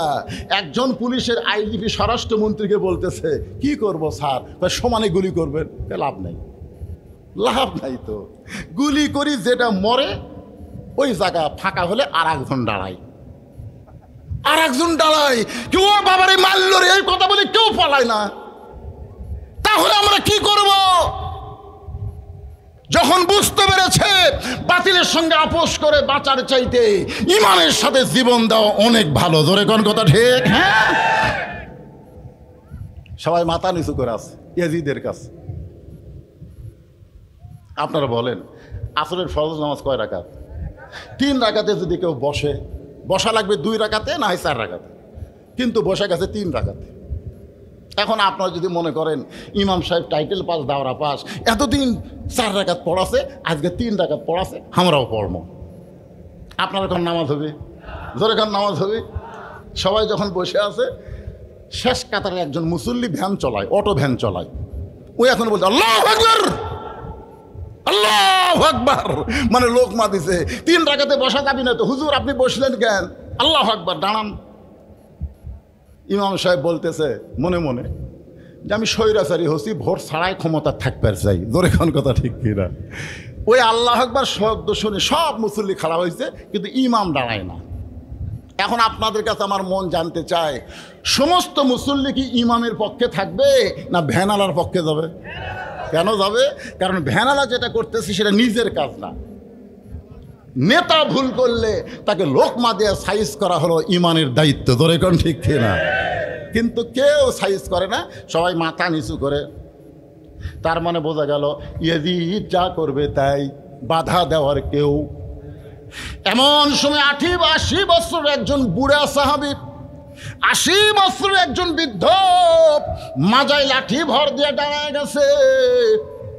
লাঠি ভর দিয়ে দাঁড়ায় বলতেছে, ইয়াজিদ তুমি যার মুখের মধ্যে লাঠি ঢুকাইছো তারে তুমি চিনো? সোনালা বলেন, ইয়াজিদ যার মুখে লাঠি ঢুকায় তুমি তিরস্কার করতেছো তাকে তুমি চিনো? যদি তুমি চিনতে পারো তাহলে এরকম বেয়াদবি কথা তুমি বলতা না। আজকে যে আলেমদেরকে তুমি ইয়াজিদের মতন স্বৈরাচারী হয়ে বিনা অপরাধে জেলখানায় ঢুকাইছো, অনেক আল্লাহর কোরআনের নেতাদেরকে বিনা অপরাধে তুমি ফাঁসির মঞ্চে নিয়ে গেছো, ধরে কোন কথা ঠিক না? তুমি কি তাদের চিনো? চিনো না। একই অবস্থা। ওই বুড়ো সাহাবীর নাম হলো আনাস ইবনে মালিক। জোরে বলেন বুড়াটার নাম কি? আনাস ইবনে মালিক। ঠিক মতো দাঁড়াবার পারে না, লাঠি ভর দিয়ে দাঁড়ায় বলতেছে, ইয়াজিদ তুমি যার মুখে লাঠি দিয়ে তিরস্কার করতেছ তারে কি তুমি চিনো? চিনো? আমি একাধারে 10 বছর আল্লাহর নবীর খাদেম ছিলাম। সুবহানাল্লাহ বলেন। ওই বুড়া সাহাবী বলতেছে, আমি একাধারে 10 বছর আল্লাহর নবীর খেদমত করেছি। নবী ফরজ নামাজগুলো মসজিদে জামাতের সঙ্গে আদায় করতেন, নিজে ইমামতি করতেন, আর সুন্নত নফলগুলো আল্লাহর নবী বাড়িতে পড়ায় পছন্দ করতে। ফরজগুলো নবী কোথায় পড়তেন? জোরে বলেন কোথায়? মসজিদে। আর সুন্নত নফলগুলো বাড়িতে পড়তেন। আল্লাহ রাসূল বলেছেন, বাড়িকে তোমরা ভূতের বাড়ি বানায়ো না। বাড়িকে মাঝে মধ্যে নামাজ পড়া দরকার আছে না? কোন নামাজ? ফরজ। আনাস ইবনে মালিক বলে, আল্লাহর নবী বাড়িতে নফল নামাজের নিয়ত করলেন। নবী রুকু করে যখন সেজদায় গেছে, এমন সময় ওই হোসাইন যার মুখে লাঠি ঢুকাইছো, ওই হোসাইন কোত্থেকে দৌড়ে এসে নানার পিঠে লাফ দিয়ে চড়ে বলতেছে, চল ঘোড়া চল, চল ঘোড়া চল। আমি আনাস আশ্চর্য হয়ে গেলাম। নবীর পিঠে চড়ে চল ঘোড়া বলতেছে। আমি হোসেনের বেয়াদবি দেখে আর সহ্য করতে পারলাম না। আমি আস্তে করে গিয়া নবীর পিঠ থেকে যখন হোসেনকে নামাবার চাই, এমন সময় আল্লাহ নবী নামাজ পড়া অবস্থায় আমাকে নিষেধ করলেন। কিছুক্ষণ পরে হোসাইন বলতেছে, যেই ঘোড়া চলে না এই ঘোড়ার পিঠে খামাকা বসে থেকে কি করব? যখন হোসাইন রাগ করে চলে গেছে, এমন সময় নবী নামাজ শেষ করে চোখের পানি নিয়ে এই বললাম, নবী গো এত বড় বেয়াদবি করতেছে, আমি পিঠ থেকে নামাবার চাইলাম, আপনি কেন নামাজ পড়া অবস্থায় নিষেধ করলেন? আল্লাহ নবী বলে, রে আনাস তুমি কি জানো আমি হোসেনকে পিঠ থেকে নামাবার চাইছিলাম, কিন্তু নামাজের মালিক আল্লাহ বলে, হাবিব আপনি নবী যেমন হোসেনকে ভালোবাসেন, আমি আল্লাহ তেমন ভালোবাসি। আপনার ঘোড়া বানায় খেলতেছে, আমি আল্লাহর বড় ভালো লাগতেছে। যতক্ষণ আপনার পিঠে বসে থাকবে আপনি সেজদা থেকে মাথা উঠাবেন না। ইয়াজিদ নবীরে ঘোড়া বানাইলে আল্লাহর ভালো লাগে, আর তার মুখে তুমি লাঠি ঢুকায় বলতেছো তুমি শেষ, তুমি শেষ। আল্লাহর নবী মসজিদ নববীর মধ্যে ওয়াজ করতেছেন। মসজিদ নববী, এই যুবকেরা মেসি নেইমারের ভক্ত হসো? হ্যাঁ, মেসি নেইমার রাত 3টা পর্যন্ত আর্জেন্টিনার খেলা দেখে ফজর আজান শুনে ঘুমায় যায়। এরা মুসলমান 3টা পর্যন্ত কার খেলা দেখে? মেসির খেলা দেখে। কোন দিক দিয়ে গোল দেয়, পরের দিন ওটাই আর কি টক শো। আর 3টার সময় আর সালাতো 3টার সময় ঘুমায় যায়, আর সালাতো খায় নাম শোনার পরে চেতন পায় না। ও কি মুসলমান? কথা বলেন মুসলমান। লা সালাত লা দীনা, যার নামাজ নাই তার কোনো ধর্ম নাই। বাইনাল আবদি ওয়াল কুফরি তরকুস সালাত, বান্দার কাফেরের মধ্যে পৃথক করার জিনিস তার নামই হলো নামাজ। এখন আপনারা বলেন হুজুর যৌবনকালে পড়তেছে না, বুড়া বয়সে পড়বে। ঘুষের চাকরি যতদিন করতো ততদিন তওবা করেনি, যেই চাকরি গেছে তখন আল্লাহর কাছে বলতেছে, আল্লাহ আজ থেকে আমি আর ঘুষ খাবো না, আল্লাহ আল্লাহ আমি আর ঘুষ খাবো না। আল্লাহকে ইয়ার কি মারিস, যতদিন তোর ঘুষের চাকরি ছিল ততদিন তুই তওবা করিসনি, চাকরি গেছে আর তওবা করতেছিস। বুড়া বয়সে কাঁদতেছে আর বলতেছে, আল্লাহ আমি আর চুরি করব না, আমি আর চুরি করব না। আল্লাহ বলতে, তুই চুরি করে পারবো? সারা জীবন যৌবন শয়তানত দিয়ে বুড়া বয়সে শালা সিয়াল্লে মসজিদে গেছে, এরকম কিছু বুড়া আছে না? নাই কথা কন না কেন? হ্যাঁ, সারা বছর শয়তানি করেছে, এখন মসজিদে কাতার সোজা করে মুসল্লি নামাজ পড়বে, এইটাও পড়বা দিবি না, মাঝখানে এক চেয়ার বসায় দিছে। আপনারা জানেন নামাজের ভিতরে এবং বাহিরে 13টা ফরজ, তার মধ্যে একটা ফরজ হলো দাঁড়িয়ে নামাজ পড়া। ধরে কোন কথা ঠিক কিনা? তুমি কত বড় মরদ হয়ে গেছো, চেয়ার নিয়ে আল্লাহর সামনে বসেছো। এই যে আমার ওয়াজ আছে, কোনো মসজিদে কোনো চেয়ার থাকলে ওই চেয়ার কেউ যদি ভাঙবার পারে, একটা ওমরা হজের সওয়াব আল্লাহ তাকে দান করে দিবে। মান সাল্লাল্লাহু তাআলা আশ-শাহাদাত বিসিদকিন বাল্লাগাহুল্লাহু মানাজিলা শুহাদা ওয়া মাতা আলা ফিরাশিহি, রাহুল বুখারী কিতাবুল মাগাজি। জোরে বলেন মারহাবা। কি আপনাদের মসজিদে চেয়ার আছে? থাকলেই বুঝবেন কাতার শেষ। আল্লাহর বান্দার একটু মনোযোগ দিয়ে শুনবেন। নবী আমার সাহাবীদেরকে নিয়ে আলোচনা করতেছে। আনাস বলে, ইয়াজিদ, যার মুখে তুমি লাঠি ঢুকাইছো তাকে তুমি চিনো? সাইয়্যিদুশ শাবাবি আহলিল জান্নাহ, জান্নাতি যুবকদের সর্দার হবে দুইজন, একটা হলো হাসান আর একটা হলো হুসাইন। যুবকেরা একটু মনোযোগ দিয়ে শোনো। হাজার হাজার সাহাবী নবীর ওয়াজ শুনতেছে। সমস্ত সাহাবী যখন ওয়াজ শোনে তখন নবী ব্যাকুল হয়ে গেছে, কথা বলতেছে। এমন সময় কোত্থেকে হোসাইন দৌড়ে এসে মসজিদ নবীর মধ্যে ঢুকিয়ে বলতেছে, না না, অনেক সময় সাহাবীদেরকে দিছ, আর সাহাবীকে সময় দেওয়া যাবে না, এখন হব না না, আর আমি মাঝখানে অন্য কেউ থাকা চলবে। এমন সময় আবু বকর বলে, হুযায়ফা, এত দামি কথা নবী বলতেছে, এখন যদি হোসাইন নবীর ওয়াজটা বন্ধ করে দেয়, দামি কথা দেখে কিন্তু আমরা বঞ্চিত হব। কারণ নবী যেগুলো কথা বলে এগুলা নবী বলে না, এগুলা কে বলা হয়? মা ইয়ান্তিকু আনিল হাওয়া ইন হুয়া ইল্লা ওয়াহয়ুন ইউহা। আল্লাহু আকবার। আমি কি কোরআনে আয়াত তেলাওয়াত করলাম না? হ্যাঁ, তা আপনার কিছুই দেখল না। একটু মনোযোগ দিবেন।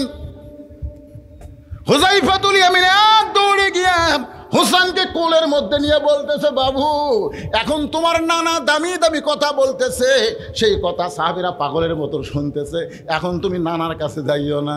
সঙ্গে সঙ্গে হোসেন বলে, রে নানার সাহাবীরা, আমার নানাকে চিনো বলে নানার দামি কথা শুনতেছো, আমাকে চিনো না বলে নানার কাছে আমাকে যাবার দিচ্ছ না।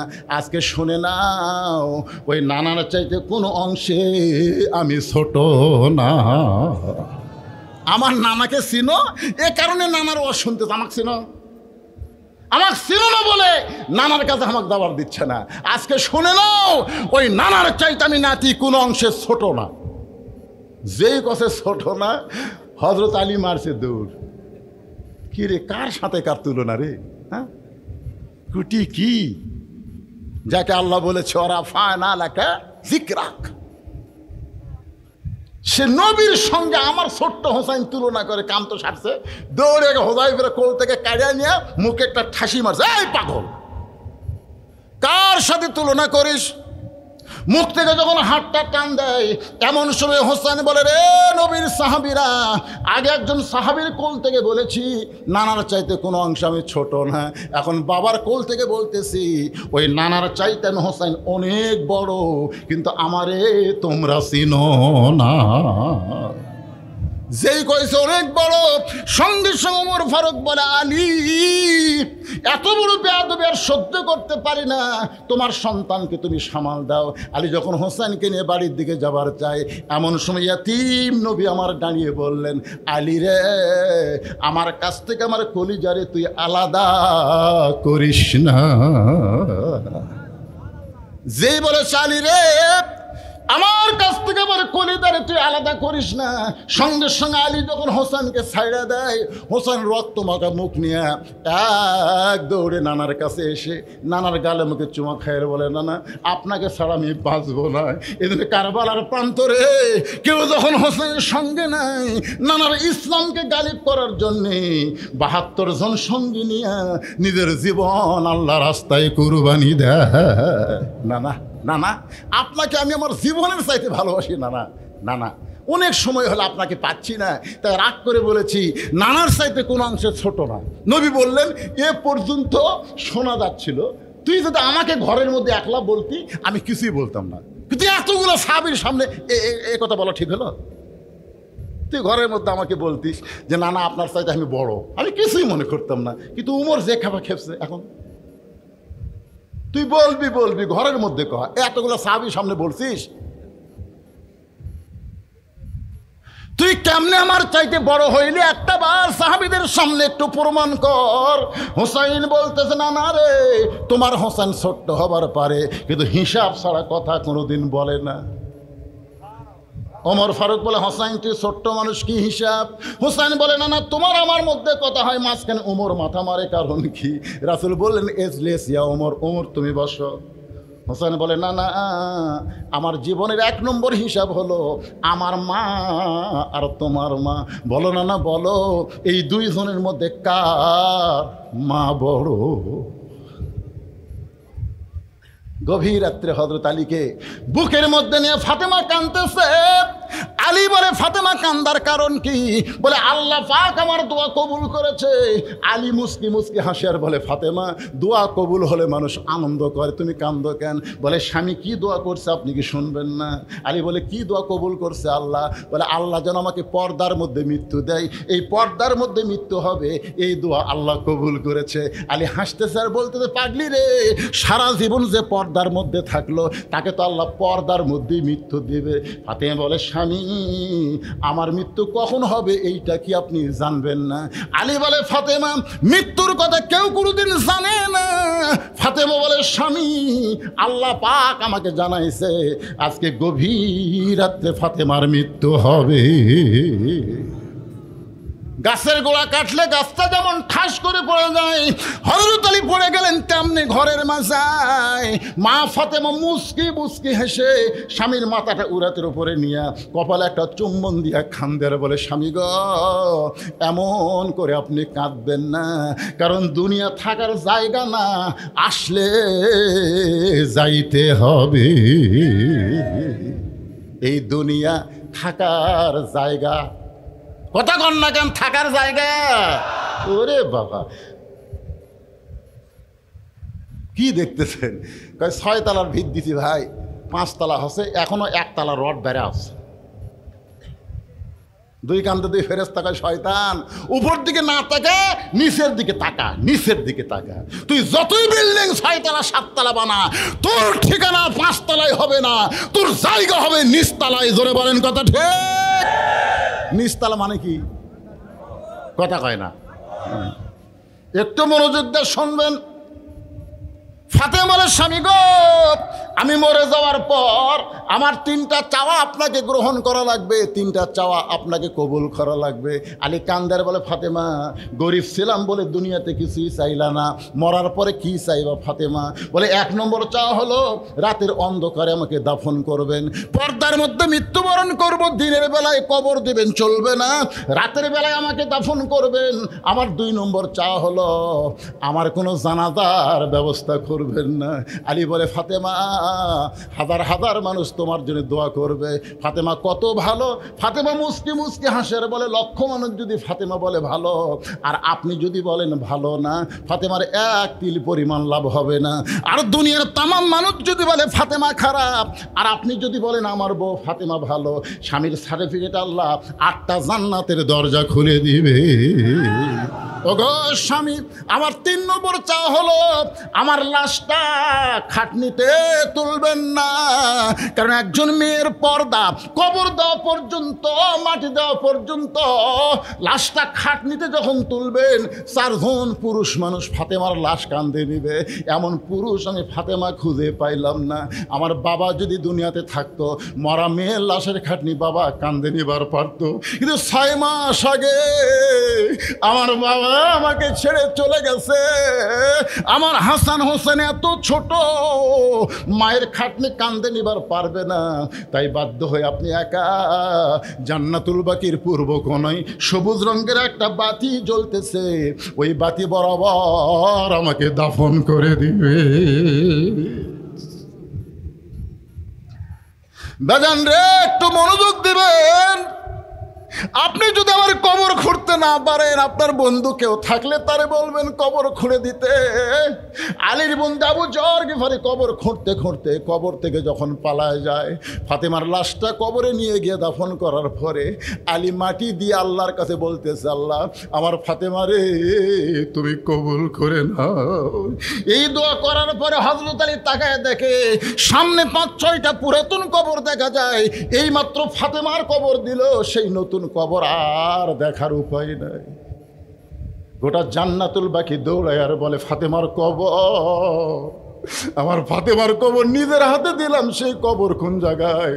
আমার ফাতেমার কবর আর কেন খুঁজে পাই না? কে যেন বলে, আলী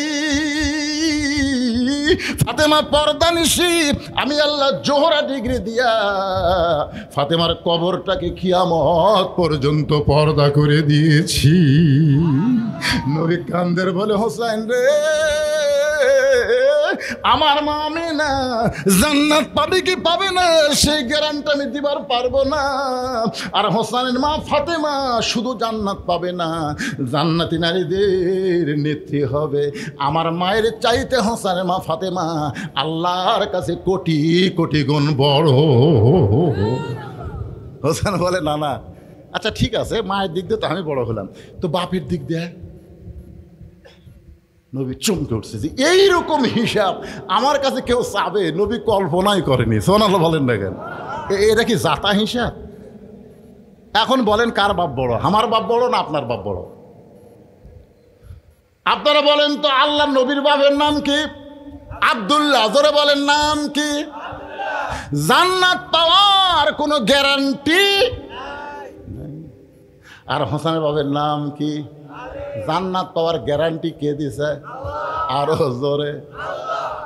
এই দুনিয়াতে সমস্ত সাহাবীরাই জান্নাত যাবে, কোন সাহাবীরা জাহান্নামী হবে এইটা বলার শক্তি আমাদের নাই। রাদিয়াল্লাহু আনহুম ওয়া রাদু আন যালিকা লিমান খাশিয়া রাব্বা। এই আয়াতটা প্রমাণ করে দিল, যাদের নামের শেষে রাদিয়াল্লাহ দেখা থাকবে তারা বিনা হিসাবে জান্নাতি হবে। এই জন্য সাহাবী নিয়ে কোনো সমালোচনা করা যাবে? সবাই জান্নাতি, কিন্তু 10টার নাম আশারে মুবাশশারা, 10 জন, তার মধ্যে 4 নম্বরে কার নাম? এই ছেলে পেলে কথা কও না কেন রে বা? এইগুলো নম্বর জানো না আপনারা? 1 নম্বর আবু বকর, 2 নম্বর উমর, 3 নম্বর ওসমান, 4 নম্বর আল্লাহ রাসূল বললেন নম্বরের দিক দিয়ে আলী 4 নম্বর হতে পারে, কিন্তু আমার 4 জন সাহাবী 1 নম্বর। সবাই চিন্তা করতে দেখে রে, 1 নম্বর আবু বকর, 2 নম্বর উমর, 3 নম্বর ওসমান, 4 নম্বর আলী। তাহলে সবাই 1 নম্বর কেমনে হয়? আল্লাহ রাসূল বললেন, নরমে 1 নম্বর আবু বকর, গরমে 1 নম্বর ওমর, সম্পদে 1 নম্বর ওসমান, আর জ্ঞানে 1 নম্বর আলী। তাহলে সবাই কয় নম্বর? কিন্তু একসাথে তো বলা যাবে না, এই জন্যে একটু নম্বরের দরকার আছে না নাই? আবু বকর 1 নম্বর, ওমর 2 নম্বর, ওসমান 3 নম্বর, 4 নম্বর আলী। রাসূল কান্দার বলে, হাসা হোসাইন রে, তোমার বাবা আলী শুধু জান্নাতি নয়, সার্টিফিকেট পাওয়া একজন মানুষ। আমার বাবা আব্দুল্লাহর চাইতে তোমার বাবা আলী কোটি কোটি গুণ আল্লাহর কাছে বড়। এবার হোসাইন দৌড়ে গিয়া নানার হাত ধরে বলে, নানা এটাই আমার শেষ প্রশ্ন নানা, এখন বলো তো আমার নানা আর তোমার নানা, এই দুই নানার মধ্যে কোন নানা বড়? আমার নানা তোমার নানা, এই দুই নানার মধ্যে কোন নানা বড়? সঙ্গে সঙ্গে ওমর ফারুক দৌড়ে এসে হোসেনকে টানে বুকের মধ্যে নিয়ে মুখে চুমা খায় আর বলে, আলী রে, আমি ওমর না হয় মূর্খ মানুষ, কিন্তু তুমি জ্ঞানী হইয়া এই মুখের উপরে এত জোরে ঠাসি কেন দিলা? আপনারা কি বলতেছেন, কি বুঝতেছেন? ওমর ফারুক বলতেছে, আলী আমি না হয় মূর্খ, কিন্তু তুমি জ্ঞানী। আপনারা বলেন তো পৃথিবীর মুসলমানের মধ্যে 1 নম্বর জ্ঞানীর নাম কি? আরো জোরে, জোরসে বলেন। আনা মাদিনাতুল ইলমে আলিও বাবুহা। সাহাবীদের নিয়ে রাসূল খাচ্ছেন, রাসূলের পাশে বসে আছেন হযরত আলী। আলীর জ্ঞান দেখার জন্য আলী খুরমা খেজুর খাচ্ছে আর বিচিটা আলীর সামনে রাখতেছে। আলী যখন অন্যদিকে মন দেয় ফট করে বিচি রেখে দেয়। এক সময় রাসূল বলতেছে, দেখো আমার আলীর পেটে এত খিদে, কতগুলো খেজুর একলাই খাচ্ছে, বিচি ঠিক হয়ে গেছে। আলী বলতেছে, ভাই আমার পেটে খিদা বেশি, এই জন্য বিচিও বাড়াছে বেশি। তোমরা বলো তো ক্ষুধা বেশি কার, যে বিচি বার করা খায় না বিচি সহ খায়? সবাই বলতেছে ক্ষুধা তারই বেশি যে বিচি সহ খায়। নবীর সামনে তাকায় দেখো একটাও বিচি নাই। এখন বলো ক্ষুধা কার বেশি? সঙ্গে সঙ্গে নবী দাঁড়িয়ে বললেন, আলী আজ থেকে তোর ডিগ্রি হলো আনা মাদিনাতুল ইলম ওয়া আলিউ বাবুহা। ওমর ফারুক হোসেনকে বুকের মধ্যে নিয়ে বলে, হোসাইন তোমার নানার নানা ওয়াহাব জুহুরিকে দুনিয়ার কেউ চিনে না, আর হোসেনের নানা সঙ্গ আল্লাহ কোরআনে করেছেন ঘোষণা, ওয়া ইন্নাকা লাআলা খুলুকিন আযীম। নবীর নানার চাইতে হোসেনের নানা কোটি কোটি গুণ বড়। এখন হোসেন বলে, নানা মায়ের দিক দিয়ে যদি আমি বড় হই, বাবার দিক দিয়ে যদি আমি বড় হই, নানার দিক দিয়ে যদি আমি বড় হই, তাহলে তুমি বড় কোন দিক দিয়ে? সঙ্গে সঙ্গে রাসূল আনাস বলে, ইয়াজিদ ইয়াজিদ, যার মুখের মতো লাঠি ঢুকাইছিস। সঙ্গে সঙ্গে রাসূল এভাবে হোসেনকে উপর দিকে তুলে বললেন, এ সাহাবীরা বলো তো আমি আর হোসেনের মাথা কার উপরে? নবী এরকম মাথার উপর তুলিছে। তখন সাহাবী বলতেছে, হুজুর আপনার মাথার উপর তো হোসেনের মাথা দেখা দেয়। আলী বলতেছে, মাথা উপরে থাকলে কি হয়, পা তো মাটিতে নাই। মারাত্মক একটা অ্যাঙ্গেলের ডোজ দিছে, তোর এখন কথা ঠিক না? মাথা উপরে থাকলে কোনো পা তো মাটিতে নাই। আজকে হোসেনের এত দাম হয়েছে হোসেনের জন্য না, আল্লাহ নবীর কারণে। জোরে কোন কথা ঠিক কিনা? আর সেই মুখে তুমি লাঠি ঢুকাইয়া অহংকার করতেছো। হোসেন শেষ হয়ে গেছে? হোসেন শেষ হয়নি, তুমি শেষ। তখন সব মাথা তুলে কয়, কে রে এ বুড়া, কে রে? তুমি শেষ। যে ক্ষমতার অহংকারে ভালো মানুষকে হত্যা করে অহংকার করে কথা বলতেছ, আমি তো দেখতে পাচ্ছি। ইয়ানজুরু বি নূরিল্লাহ, জোরে কোন সুবহানাল্লাহ। ইত্তাকু ফিরাসাতাল মুমিনিনা ফাইন্নাহু ইয়ানজুরু বি নূরিল্লাহ। যারা প্রকৃত মুমিন হবে তারা তোমাকে মতন এই ভোঁতা চোখ দিয়ে দেখবে না, তারা যা দেখবে আল্লাহ নূরের সাহায্যে। যেটা দেখেছে আল্লামা সাঈদী, জোরে কোন কথা ঠিক কি না? তার প্রত্যেকটা কথা 100 ফলে যাচ্ছে। ধরে কথা কন না, কথা কন না। আপনারা কি মনে করছেন আমাদের মতন এইরকম চোখ দিয়ে দেখছে? আল্লাহ রাসূল বলতেছেন, ইত্তাকু ফিরাসাতাল মুমিনিনা ফাইন্নাহু ইয়ানজুরু বিনূরিল্লাহ। আনাস বলতেছে, আমি দেখতে পাচ্ছি। তখন ইয়াজিদ কিন্তু সিয়ারে, ধরে কান কোথায়? আনাস বলতেছে, আমি দেখতে পাচ্ছি অচিরেই তোমার ক্ষমতা যাবে, তুমি নিগৃহীত হবে, তোমার নাম পৃথিবীতে আর কেউ বলবে। আপনারা বলেন তো কয় বছর? মাত্র 5 বছরের মধ্যে ইয়াজিদ শেষ। আজকে গোটা বাংলাদেশ যদি অনুবীক্ষণ যন্ত্র দিয়ে খোঁজেন, ইয়াজিদ নামের কোনো মানুষ আপনারা পাবেন? আমার এলাকার এক আকাশ মহন্ত, তার এক বেটা হচ্ছে, আমারে কয় মামা মামা করে কয়, একটু দোয়া করে দেন তো। আমি বললাম দোয়া লাগবে না, একটা ভালো নাম কই। বলে কী নাম মামা? বলে তোমার সন্তানের নাম ইয়াজিদ থো। হফ করে আমার কোল থেকে কাটাইলে কয় মামা কি মনে করতেছে হিন্দু হওয়ার পারি, তাই বলে অভিশপ্ত ইয়াজিদ আমার সন্তানের নাম রাখবো? চিন্তা করে দেখেন, ইয়াজিদ বাংলাদেশে খুঁজে পাওয়া যাবে না, প্রত্যেক পাড়ায় পাড়ায় হোসেনকে পাওয়া যাবে। যখন কথা ঠিক। আজকে নতুন করে যে মেয়েরা জন্ম নেবে, বিশ্বাস করেন 50 বছরেও হাসিনা নামে কোনো মেয়ের নাম রাখা হবে না। তাই রে, কি কষ্ট হচ্ছে আপনাকে রে?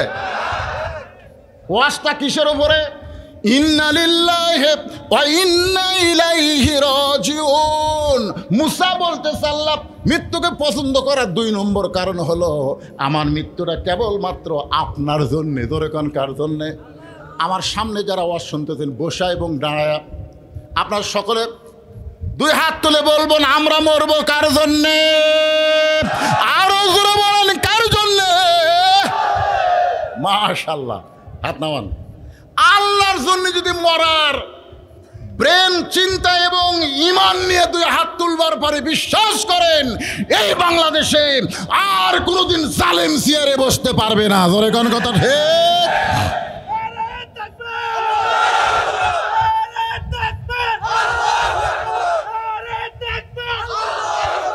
আপনারা বলেন বাংলাদেশের মসজিদগুলো কার দখলে আছে? কোন জালেমের দখলে না আলেমের দখলে? কথা কন না কেন? আমার এলাকার হাবিজ সাহেব বলছে হুজুর আজকে আমার জীবন সার্থক। আমি বললাম কেমনে ভাই? আজকে এমপি সাহেব আমার পাশে নামাজ পড়ছে হুজুর। 6 মাস হলে আমার বেতন বাকি, অসুবিধা নেই, কিন্তু এমপি হুজুর আমার পাশে। একটা লোক করলো না এমপি আপনি সামনে যান, আপনি আমাকে নেতা সামনে যান, কারণ সমস্ত চামচারাই জানে আমাকে এমপি ঠিক মতো আল্লাহ আকবার কবার পারে না। জোরে কোন কথা ঠিক রে? কি যে বিপদে ছিলাম ভাই এই 15টা বছর। আর বিজ্ঞাপন পড়তে পড়তে কাম সারা। একটা লুচ্চা, একটা মদখোর, একটা জিনাখোরের নাম বিজ্ঞাপনের প্রথম। জোরে কোন কথা ঠিক কিনা? এটা লুচ্চা। আমি গুরুদাসপুরে এক মাহফিলে দেখেছি, সমস্ত কথা আমার রেকর্ড হচ্ছে। নেতা মদ খাতে খাতে টেজে আসছে, মদ খাতে খাতে। কে যেন কইছে বলেছি রাজাকার, মদ খাই যাচ্ছে টেজে। মদের গন্ধে মানুষ অস্থির, কিন্তু নেতার বিরুদ্ধে বলার শক্তি কারো নাই। কি একটা সময় চলে গেছে আমাদের বাংলাদেশে। জোরে কোন কথা ঠিক? ওই সময়কে আবার আনবেন নাকি? এই জন্যে জীবন দেবো কার জন্যে? আল্লাহ বলে মুসা মৃত্যুকে পছন্দ করার 3 নম্বর কারণ কি? 3 নম্বর কারণ অত্যন্ত গুরুত্বপূর্ণ, আমি আপনাদের সামনে বলবো। ইন্না লিল্লাহর তাফসীর পুরাপুরি হয়ে যাবে। কারা কারা শুনবেন আল্লাহকে একটু হাত দেখান। লিল্লাহে তাকবীর। আমি ইচ্ছা করলে ওয়াজ টানতে টানতে 1টা পর্যন্ত নিয়ে যাবার পারবো, কিন্তু লাভটা কিছু নাই। কারণ যদি কোনো কারণে ফজরের নামাজটা কাজা হয়ে যায়, এই জন্য কোরআনের পাখি আল্লামা সাইদি হুজুর কোনোদিন 12টা পর্যন্ত ওয়াজ করে নাই।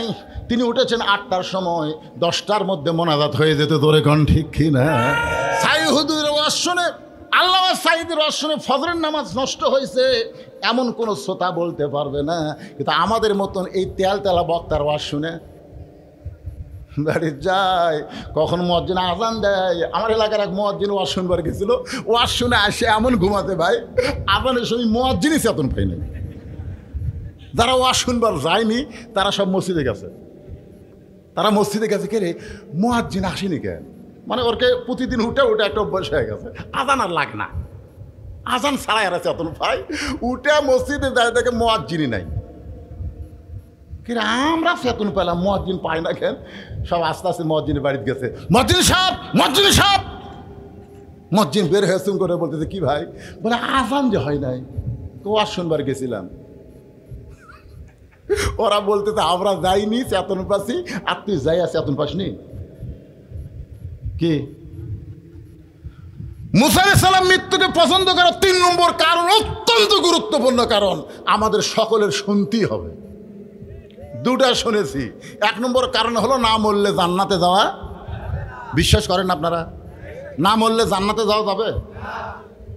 লাইলাতুল মেরাজে নবী আমাদের ইমামতি করছিলেন বাইতুল মুকাদ্দাসে, যে বাইতুল মুকাদ্দাস এখন ইসরায়েলের ইহুদিরা দখল করার পায় তারা করতেছে। জোরে খান কথা ঠিক কিনা?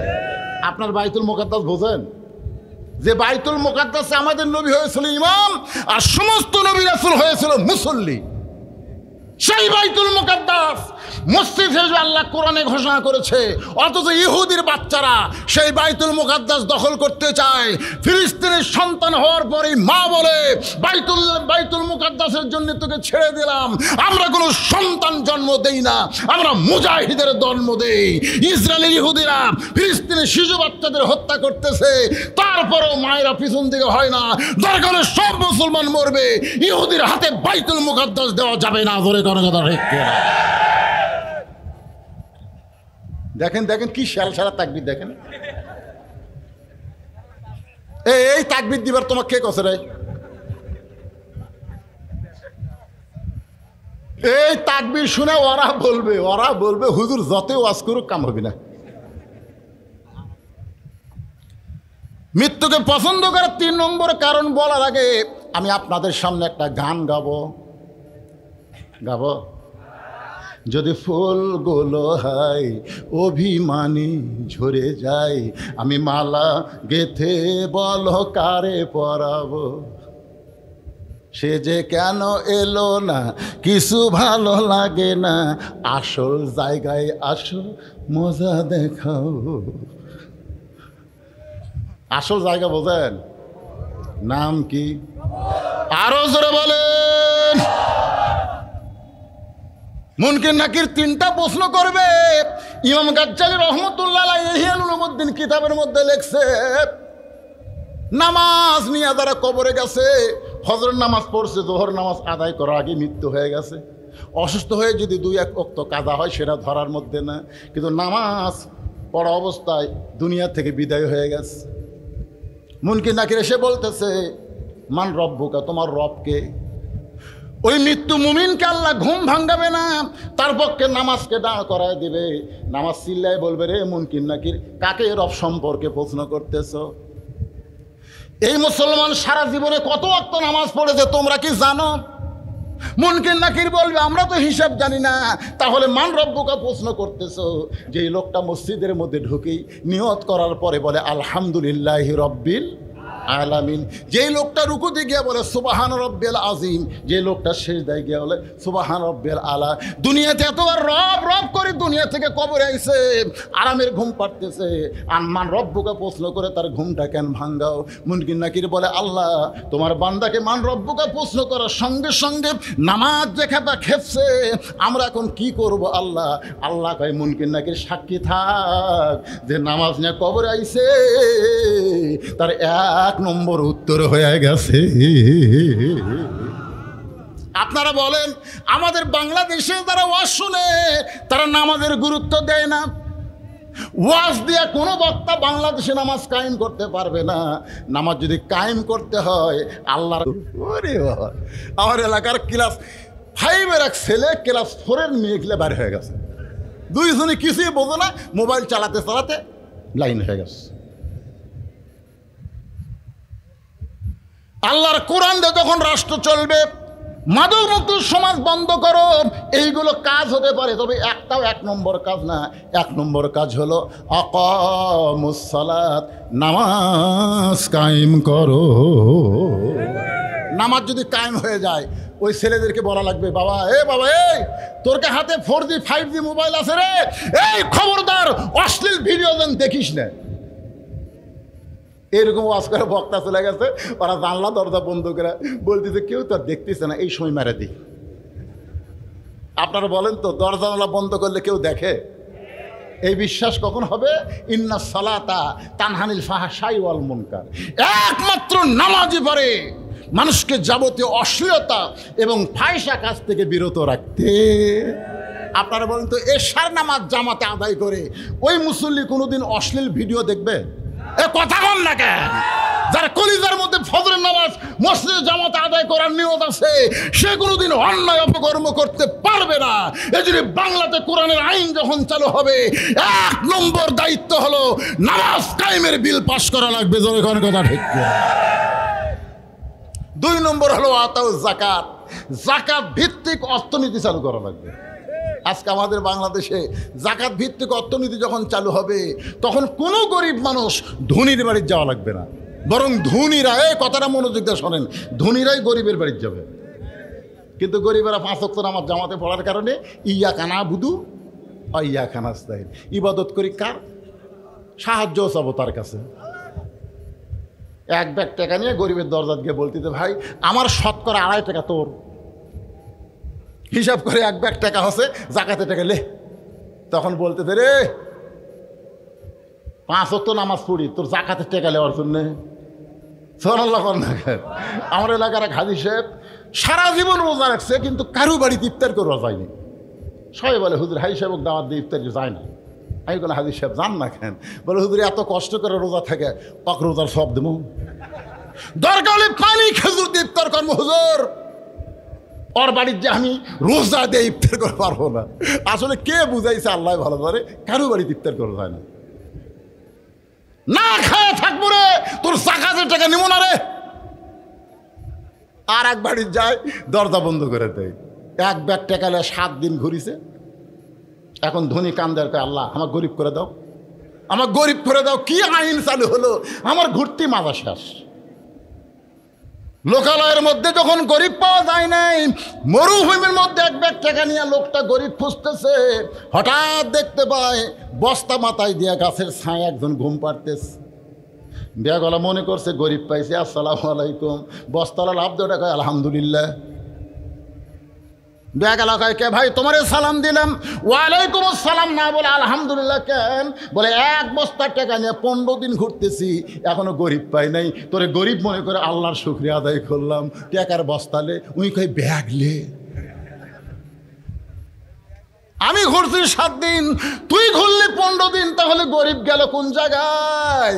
যাকাত ভিত্তিক অর্থনীতি যখন চালু হবে, ওই দেশের জন্য আল্লাহ গজবের দরজা বন্ধ করে রহমত আর বরকতের দরজা খুলে দিবে। লোকটা সুদ খায়, কিন্তু 2টা নবীর নাম লে বসে আছে। আমি এটা 2005 কি 6 সালে ডক্টর ইউনূসের বিরুদ্ধে একটা ওয়াজ করছিলাম। সে ওয়াজে এখন ধরা পড়ছে। আমি কোনোদিন কল্পনা করিনি যে এই ইউনূস খালি সরকার হচ্ছে। এক সাংবাদিক বলতেছে, প্রধানমন্ত্রী, সাবেক প্রধানমন্ত্রী হাসিনা কি আপনি মহাবিপদে আছেন, কোন দোয়া পড়তেছেন? হায় হায় রে, এমন এক দোয়া, বিপদের দোয়া, নামটাও ইউনূস। 2টা নবীর নাম নিয়ে বসে আছে। 2টা নবী, একটা হলো মুহাম্মদ সাল্লাল্লাহু আলাইহি সাল্লাম, আর একটা হলো ইউনূস, মুহাম্মদ ইউনূস। ইউনূস নবীরে খাইলো মাছেতে গিলিয়া, ইউনূস নবীরে খাইলো মাছেতে গিলিয়া, ফেরেশতা পাঠাইলো আল্লাহ ইসমে আজম দিয়া, দমে দমে সে হরদম পড়ে সে ইসমে আজম। মাছের উদর হইতে আল্লাহ বাঁচাইলো প্রাণ। সবাই বলেন আল্লাহু আল্লাহু, তুমি জাল্লে জালালুহু, শেষ করা তো যাই না গে তোমার গুণগান। আল্লাহু আকবার। মুসা বলতেছে আল্লাহ মৃত্যুকে পছন্দ করে 3 নম্বর কারণ হলো মিশে মায়াই বন্দি থাইকা, মিশে মায়াই বন্দি থাইকা করলাম কত খেলা, পশ্চিমে তাকায়া দেখো তোমার ডুইবা গেছে বেলা। এ গান গাইলে গুনাহ হবে? তাহলে সবাই বলেন এক পলকের নাই ভরসা, মিশে সকল আশা, কখন বুঝি দারুণ ঝড়ে ভাঙবে তোমার বাসা। বাল তুসিরুনাল হায়াতাদ দুনিয়া ওয়াল আখিরাতু খায়রুন ওয়া আবকা।